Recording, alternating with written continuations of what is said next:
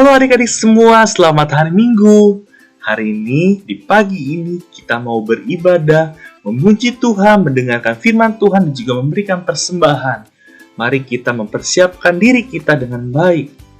Nah, adik-adik, mari kita memuji, memuliakan nama Tuhan, karena kita telah dikasihinya. Dan juga selanjutnya kita mau mengatakan bahwa hanya Yesus yang terkuat, terhebat, dan terbesar.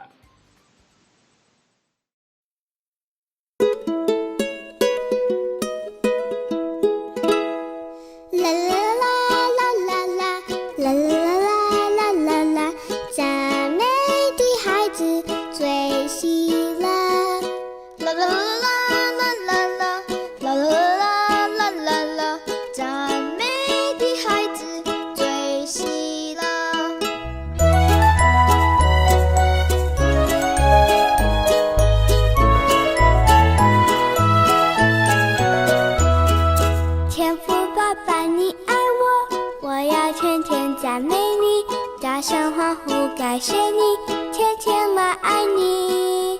耶稣是我好朋友，我要天天赞美你。困难来了不害怕，天天来爱你。啦啦啦啦啦啦啦啦啦啦，赞美的孩子最喜乐。啦啦啦啦啦啦啦啦，赞美的孩子最喜乐。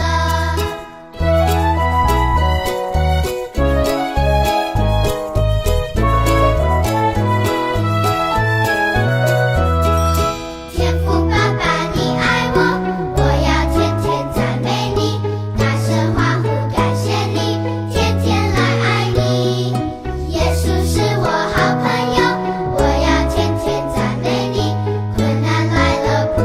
声欢呼感谢你，天天来爱你。耶稣是我好朋友，我要天天赞美你，困难来了不害怕，天天来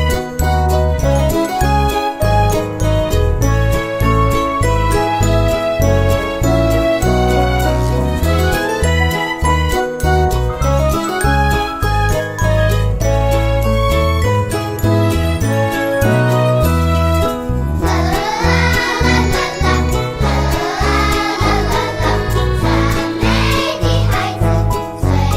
子最喜乐。啦啦啦啦啦啦啦啦，赞美的孩子最喜乐。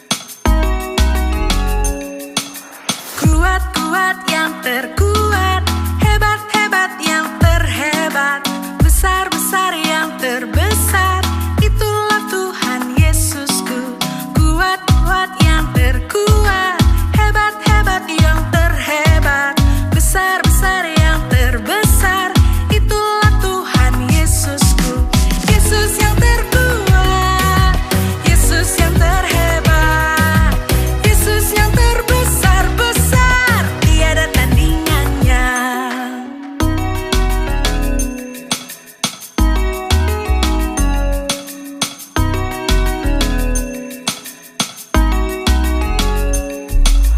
Kuat-kuat yang terkuat, hebat-hebat yang terhebat, besar-besar yang terbesar, itulah Tuhan Yesusku.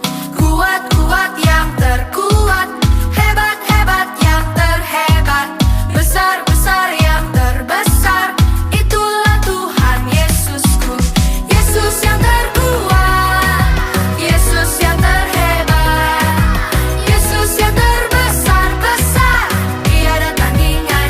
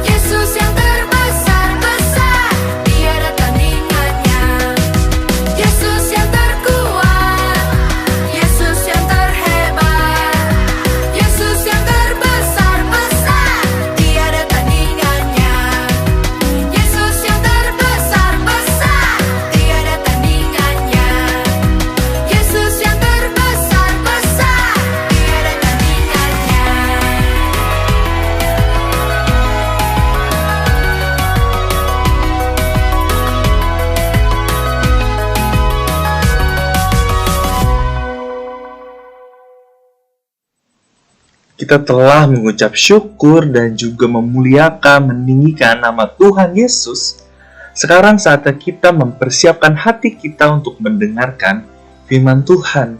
Mari kita buka hati kita, siapkan telinga kita baik-baik untuk mendengarkan apa yang ingin Tuhan Yesus sampaikan kepada setiap kita masing-masing.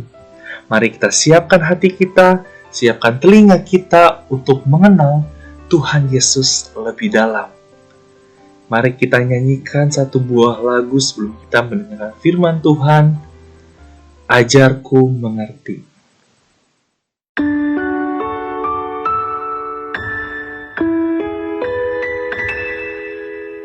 Bapakku datang kepadamu, ucap syukur atas kebaikanmu. Sekarang ku buka telingaku, ku mau dengar suaramu, biar ku mengenalmu lebih dalam, lebih dekat. Bapa, ajarku mengerti tentang isi hatimu.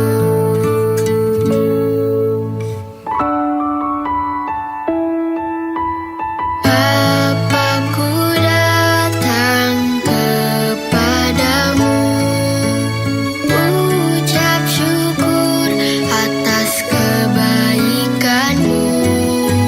Sekarang ku buka telingaku, ku mau dengar suaramu, biar ku mengenalmu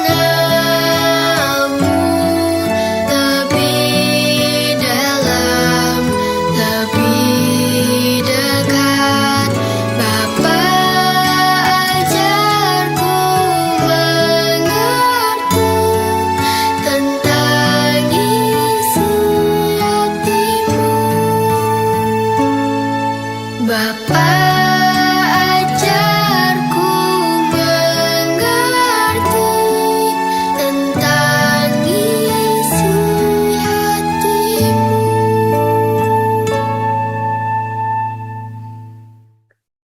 Hai adik-adik, kita siapin hati kita dulu yuk, kita mau berdoa. Semua lipet tangan, tutup mata, kita berdoa ya. Bapa yang baik, terima kasih ya Tuhan untuk anugerah-Mu yang begitu besar buat kami. Tuhan, sekarang kami mau belajar tentang firman Tuhan, Tuhan yang tolong, biar Tuhan yang berkata-kata sendiri melalui Lause, dan Tuhan yang tolong setiap adik-adik yang mendengarkan, biar semua adik-adik punya hati yang seperti tanah yang subur, agar dapat menerima firman Tuhan dengan baik. Terima kasih ya Tuhan, hanya dalam nama-Mu saja, Tuhan Yesus Kristus, kami berdoa dan mengucap syukur. Amin. Nah, adik-adik, Lause punya sebuah lagu nih yang gampang banget lagunya. Kalau adik-adik udah tahu, kita nyanyi sama-sama. Tapi kalau adik-adik yang belum tahu, kita belajar yuk sama-sama lagu ini. Judulnya adalah Taat dan ada gayanya. Ikutin Lause ya. T-A-A-T, taat, jadilah anak taat. T-A-A-T, taat, jadilah anak taat. Kalau kau dipanggil, jawablah ya ya ya. Kalau kau disuruh, segera lakukan. Nah, gampang kan lagunya? Ya, hari ini kita mau belajar tentang taat. Tapi sebelumnya Lause mau nunjukin nih beberapa contoh di Alkitab, tokoh-tokoh Alkitab yang tidak taat. Nah, yang pertama ada, siapakah mereka? Ada Adam dan Hawa. Betul sekali, Adam dan Hawa. Apa yang diperintahkan Tuhan kepada mereka? Kalian boleh makan apapun di taman ini kecuali satu tuh pohon yang itu kalian nggak boleh makan. Tapi apa yang mereka lakukan? Mereka nggak taat sama Tuhan. Mereka malah taat sama si ular. yang nyuruh mereka makan dan akhirnya mereka makan buah yang dilarang itu. Mereka gagal taat sama Tuhan. Nah, gambar yang kedua, siapakah dia? Seseorang yang Tuhan perintahkan untuk pergilah ke Niniwe supaya orang-orang di sana bertobat. Tapi dia nggak taat, dia malah kabur ke Tarsis. Siapa dia? Ya, dia adalah Yunus. Yunus juga nggak taat nih sama Tuhan. Dia taatnya sama dirinya sendiri. Aku mau kabur, ya aku kabur. Aku nggak mau ke Niniwe, aku ke Tarsis, suka-suka aku sendiri. Wah, Yunus juga bukan contoh tokoh Alkitab yang taat. Nah, yang terakhir, siapakah mereka? Wah, jangan-jangan itu kau dan aku. Kita sebagai anak-anak Tuhan, kita udah taat belum ya sama Tuhan? Tuh jangan-jangan kita seperti Adam dan Hawa, taatnya malah sama si jahat, sama iblis. Atau kita seperti Yunus, taatnya sama diriku sendiri. Mau-maunya aku sendiri, mau ngapain. Coba kita ingat-ingat, kapan ya terakhir aku bersikap tidak taat?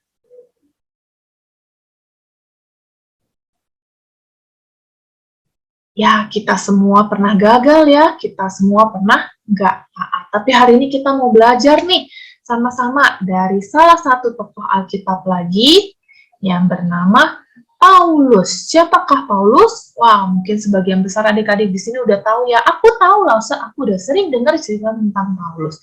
Mungkin juga ada yang belum kenal, Lause ingetin sedikit ya ceritanya tentang Paulus. Awalnya namanya dia itu Saulus. Dia itu orang yang jahat. Dia suka gangguin orang Kristen. Dia nggak percaya sama Tuhan Yesus. Namun suatu hari Yesus menampakkan dirinya melalui sinar yang sangat terang sampai Saulus menjadi buta. Dia nggak bisa melihat. Lalu akhirnya Saulus disembuhkan, ia bertobat, ia dibaptis, dia jadi percaya sama Tuhan Yesus. Lalu kemudian nama Saulus diganti jadi Paulus. Ia tinggal bersama murid-murid Tuhan yang lain. Kemudian Paulus memberitakan Injil kepada semua orang bahwa Yesus adalah Tuhan.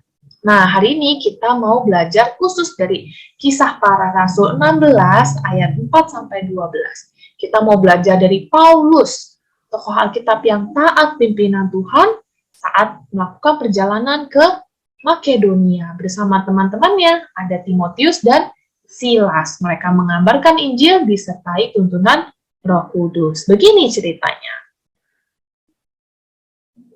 Nah, awalnya Paulus dan teman-temannya itu mulai dari Listia dan Derbe. Di mana ya Listia dan Derbe? Ya, betul, di situ. Di situ mereka ketemu Timotius. Kemudian mereka jalan. Mereka melintasi tanah Frigia dan juga tanah Galatia. Karena Roh Kudus mencegah mereka untuk memberitakan Injil di sana. Jadi mereka jalan. Dan setibanya di Misia, mereka mencoba masuk ke daerah Bitinia.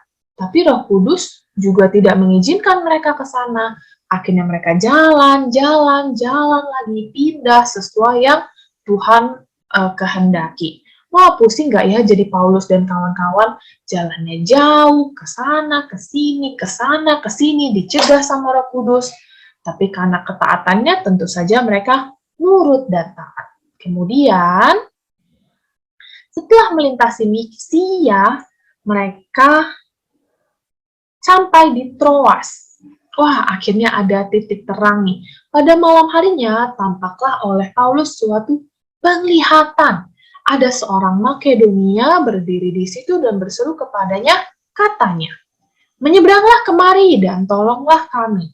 Setelah Paulus melihat penglihatan itu, segeralah mereka mencari kesempatan untuk berangkat ke Makedonia, karena dari penglihatan itu mereka menarik kesimpulan bahwa Allah telah memanggil mereka untuk memberitakan Injil kepada orang-orang di sana, di Makedonia. Lalu mereka bertolak dari Troas, langsung berlayar ke Samotrake, dan keesokan harinya tibalah di Neapolis. Dari situlah mereka ke Filipi, kota pertama di bagian Makedonia. Dan akhirnya mereka mengabarkan Injil semakin jauh sampai ke tanah Eropa. Wah, cerita tentang Tuhan Yesus semakin menyebar luas. Banyak orang yang terberkati. Paulus dan kawan-kawan dipakai Tuhan dengan luar biasa. Nah, adik-adik, usaha penginjilan Paulus dan kawan-kawan ini adalah hasil dari pimpinan Roh Kudus, bukan kemauan mereka sendiri seenak-enaknya mau kemana. Ketika Roh Kudus melarang mereka ke sini, melarang mereka ke sana, mereka taat, mereka nggak melawan maunya suka-sukanya sendiri. Dengan dorongan Roh Kudus, orang percaya bergerak maju memberitakan Injil kepada yang belum percaya. Ketika dicegah oleh Roh Kudus untuk pergi ke suatu arah, mereka akan ke arah yang lain sambil berharap kepada Roh Kudus untuk menyetujui atau nggak menyetujui nih rencana perjalanan mereka. Wah, pergumulan perjalanan Paulus dan Timotius dan Silas sungguh melelahkan loh. Perjalanannya jauh, mereka jalan kaki, nggak jelas, muter-muter, pasti capek. Ternyata tuntunan Tuhan mungkin membingungkan, tidak sejelas suara-suara yang kita harapkan kita dengar di masa kini. Tapi apakah mereka mengeluh? Tentu tidak. Mereka taat, mereka nurut, mereka peka terhadap pimpinan Tuhan. Nah, dari kisah yang singkat ini, kita belajar nih untuk taat. Taat apa? Taat meminta pimpinan Roh Kudus dengan cara mendoakannya. Kita minta tuntunan Roh Kudus untuk setiap jalan kita sehari-hari. Mari kita bangun kebiasaan baik ini dengan cara mendoakan. Kita tanya nih pada Tuhan untuk keputusan-keputusanku. Mari kita biasakan berdoa. Mulai dari pagi saat kita bangun tidur, kita udah minta pimpinan Tuhan. Tanya Tuhan, Tuhan mau hari ini aku ngapain ya? Doakan ketika kita mau membuat pilihan atau keputusan. Kira-kira yang mana ya yang Tuhan mau aku pilih? Yang mana ya yang Tuhan mau aku lakukan? Nah, walaupun jawaban doa kita dari Tuhan itu kadang-kadang nggak selalu jelas, tapi kita percaya Tuhan punya cara dalam menjawab doa kita.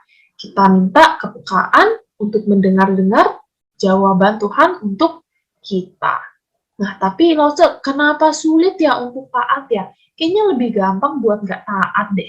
Karena kecenderungan kita manusia berdosa, kita maunya itu semua tentang aku, dan aku. Seperti Adam dan Yunus. Mereka mau-maunya sendiri. Mereka mengikuti keinginannya sendiri. Bahkan mereka mengikuti keinginan si jahat. Bukan mengikuti keinginannya Tuhan. Tapi hari ini kita belajar dari Paulus, yang diikuti itu maunya Tuhan, bukan maunya aku sendiri.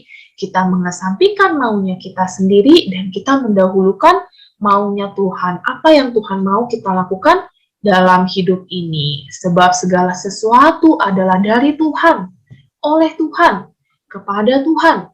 Bagi Tuhanlah kemuliaan sampai selama-lamanya. Kita anak-anak Tuhan yang sudah ditebus, kita mau hidup buat Tuhan, bukan untuk diri kita sendiri.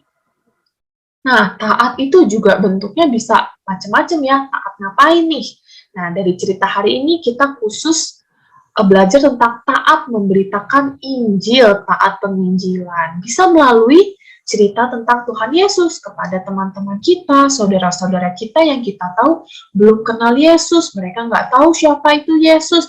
Mereka belum pernah ke gereja, bisa kita ceritakan, bisa kita ajak ke sekolah minggu, supaya mereka jadi tahu tentang Yesus. Nah, selain dari cara itu, kita juga bisa melakukan penginjilan melalui sikap kita sehari-hari, sebagai saksi hidup anak-anak yang sudah ditebus oleh Kristus. Contohnya, misalnya kita di rumah, main handphone, udah lama nih main handphonenya, terus papa atau mama nyuruh kita, mandi, atau makan, atau belajar. Nah, kira-kira apa sikap kita? Kita mau taat? Atau kita mau marah-marah? Mau seenaknya sendiri? Nggak mau! Pokoknya aku masih mau main handphone 10 jam lagi. Wah, apakah itu sikap anak yang taat? Tentu tidak ya. Nah, selain itu contohnya di sekolah. Misalnya satu kelas kita teman-teman semua nyontek, semua bekerja sama mengerjakan ujian. Gurunya nggak lihat, gurunya nggak tahu. Kira-kira sebagai anak yang taat, apa yang kita lakukan? Kita mengikuti kemauan teman-teman kita mengikuti kemauan kita sendiri, atau kita mau taat mengikuti apa yang Tuhan mau kita lakukan. Kira-kira apa yang Tuhan mau kita lakukan? Pastinya mengerjakan ujian dengan jujur, gak ikut-ikutannya nyontek. Nah, atau jangan juga nih, jangan-jangan di rumah kita sikapnya baik, karena papa mamaku galak lause, jadi aku di rumah sih taat-taat aja. Tapi ketika di sekolah nggak ada papa mama, wah kita merasa bebas, kita bisa melakukan yang seenak-enaknya.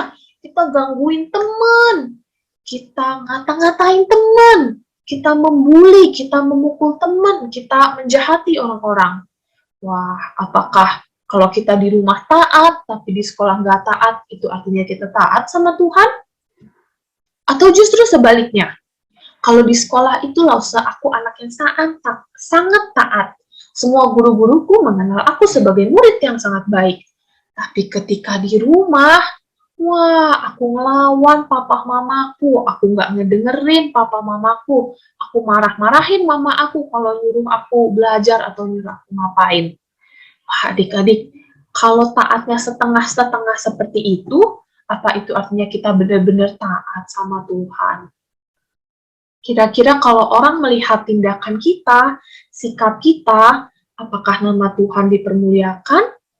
Apakah orang melihat, oh benar nih, anak Kristen, anak Tuhan Yesus, sikapnya taat, sikapnya baik. Atau jangan-jangan orang malah melihat, katanya Kristen, anak Tuhan, tapi kok sikapnya begitu memalukan ya? Nah, selanjutnya dari cerita hari ini kita juga belajar bahwa wah, Paulus itu punya banyak teman ya. Paulus itu tidak bekerja sendirian. Dalam misi perjalanan yang ini, Paulus bekerja bersama ada Silas, ada Timotius, dan juga ada Lukas. Mereka bekerja bersama untuk kemuliaan Tuhan. Nah, bagaimana dengan kita? Benar sih, kita itu nggak boleh pilih-pilih teman. Kita main sama siapa aja. Itu adalah sikap yang sangat baik. Tapi kita juga diingatkan bahwa Tuhan juga mau kita itu berkumpul bersama sesama orang Kristen, sesama orang percaya, sesama anak-anak Tuhan untuk melakukan pekerjaan Tuhan yang baik. Nah, jadi kita mau doakan juga ya supaya COVID ini segera selesai, supaya kita adik-adik bisa segera berkumpul kembali di gereja. Gak cuman beribadah, tapi juga berkumpul bersama sesama orang percaya, sesama anak-anak Tuhan. Nah, jadi hari ini kita kembali diingatkan untuk belajar taat. Dari yang muda sampai yang tua, kita semua belajar taat seumur hidup. Pasti ada jatuh bangunnya. Kadang aku berhasil untuk jadi anak yang taat, tapi kadang aku juga gagal jadi anak yang taat. Jangan kecil hati kalau kita masih gagal. Kita bisa kembali kepada Tuhan, kita minta ampun ya Tuhan, aku masih gagal nih untuk jadi anak yang taat. Selain minta ampun, kita juga berusaha untuk memperbaiki diri. Seperti cerita-cerita kita minggu lalu, tenang, kita nggak sendirian. Kita ada Roh Kudus dalam hati kita setiap anak orang percaya. Kita nggak sendirian, Roh Kudus akan menjadi penolong yang selalu setia, menolong kita menjadi anak yang taat. Mari kita berdoa. Tuhan, terima kasih untuk firman-Mu hari ini. Tuhan yang tolong setiap kami yang mendengarkan untuk boleh menjadi anak-anak yang taat. Kami tahu ya Tuhan, kami lemah, kami banyak kekurangan, tapi terima kasih untuk Roh Kudus-Mu yang setia menolong kami untuk menjadi anak-anak yang taat. Tuhan juga tolong kami supaya kami boleh mempunyai teman-teman seperjalanan, sesama orang Kristen, sesama anak-anak Tuhan, untuk dapat tumbuh bersama, berjalan bersama, sama-sama mengerjakan apa yang Tuhan mau kami kerjakan. Terima kasih Tuhan, hanya dalam nama-Mu saja Tuhan Yesus Kristus, kami berdoa dan mengucap syukur. Amin. Nah, adik-adik, kita telah mendengarkan firman Tuhan dan menerima berkat-Nya. Berkat firman Tuhan. Sebagai rasa ungkapan syukur kita mau memberikan persembahan. Oleh sebab itu, kita mempersiapkan persembahan kita yang terbaik buat Tuhan kita. Dan persembahan pada pagi hari ini diambil dari Mazmur 54 ayat 8. Dengan rela hati aku mau mempersembahkan korban kepadamu, bersyukur sebab namamu baik, ya Tuhan. Yuk, mari kita memberikan persembahan yang terbaik bagi Tuhan.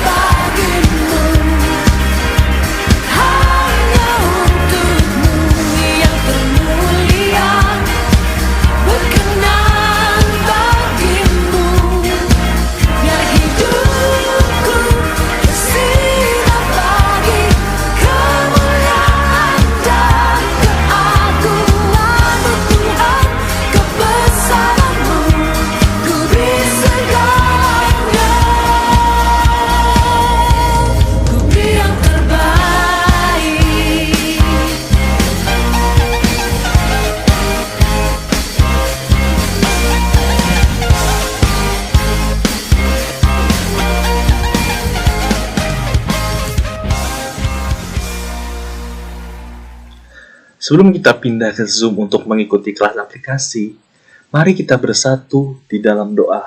Kita lipat tangan dan juga tutup mata. Mari kita berdoa. Bapa, kami mengucap syukur atas anugerah yang telah Engkau berikan, dan juga kami telah mendengarkan firman-Mu. Kiranya apa yang telah Engkau sampaikan kepada setiap kami dapat menjadi penuntun di dalam kehidupan kami. Dan kami juga berdoa untuk persembahan yang telah kami berikan. Kiranya apa yang telah kami berikan Engkau sucikan dan kuduskan, supaya dapat memperluas, memperlebar kerajaan surga di dalam dunia ini melalui tangan-tangan yang akan mengelola.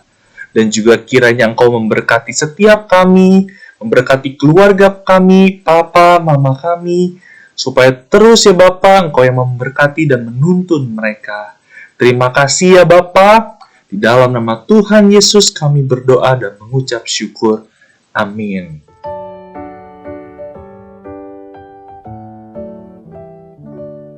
Happy birthday to you.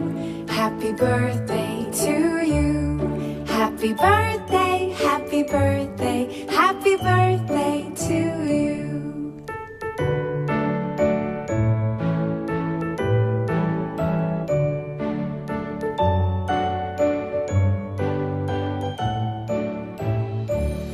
Happy birthday to you. Happy birthday to you. Happy birthday, happy birthday, happy birthday to you.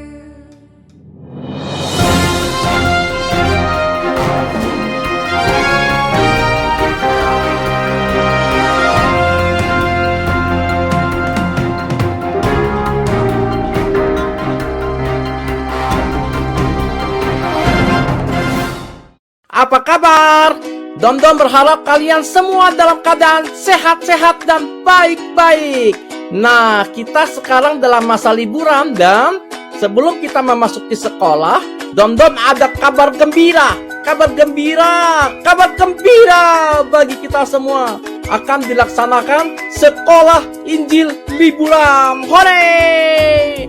Nah, sekolah Injil liburan akan dilaksanakan gabungan antara GKI Philadelphia dengan GKI Agape. Nah, teman-teman, tolong dicatat dan diingat baik-baik tanggal dan waktu pelaksanaannya ya. Nah, dengarkan baik-baik. Pada hari Sabtu, GKI Agape dan GKI Philadelphia akan bersama-sama di dalam melaksanakan sekolah Injil liburan dengan Zoom. Ingat ya teman-teman, via Zoom tanggal 2 Juli hari Sabtu jam 9 pagi. Nanti linknya akan diberikan oleh Lause. Lalu pada hari Minggu tanggal 3 Juli akan dilaksanakan di gereja masing-masing. Nah, GKI Philadelphia akan dilaksanakan pukul 7.30 pagi. Sedangkan di Agape, GKI Agape Kelapa Gading dilaksanakan jam 9 pagi. Nah, teman-teman ingat ya, teman-teman yang di Agape, kita akan kembali beribadah onsite pertama kalinya. Ayo teman-teman, hadir ya, hadir bersama-sama tanggal 3 Juli jam 9 pagi. Nah, teman-teman, ini berita dari Dom-dom. Teman-teman jangan lupa ya, kita semua semangat. Ayo, teman-teman, kita ikuti acara SIL ini, Sekolah Injil Liburan. Hore, sampai ketemu.